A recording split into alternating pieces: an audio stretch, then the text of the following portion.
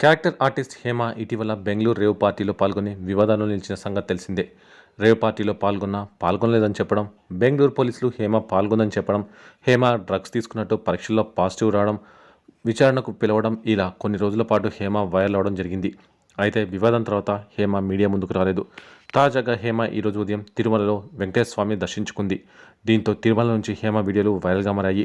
పలువురు జనాలు హేమతో సెల్ఫీలు దిగడానికి ఎగబడ్డారు. హేమ దర్శనం చేసుకుని బయటికి వచ్చిన తర్వాత మీడియా ఆమె వద్దకు వచ్చింది.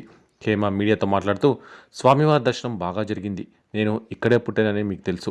ఎప్పుడు ఇక్కడికి వచ్చినా నా పుట్టిల్లులా ఉంటుందని హేమ చెప్పుకొచ్చింది. అయితే మీడియా రేవ్ పార్టీ ఇష్యూ గురించి ఆమెను ప్రశ్నించగా దానికి హేమ ఆసక్తికర సమాధానం ఇచ్చింది.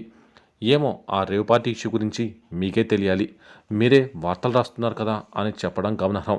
ప్రస్తుతం హేమకు సంబంధించిన వీడియో నెట్టింట వైరల్ అవుతుండగా దీనిపై పలువురు నెటిజన్స్ రకరకాల కామెంట్స్ చేస్తూ వస్తున్నారు.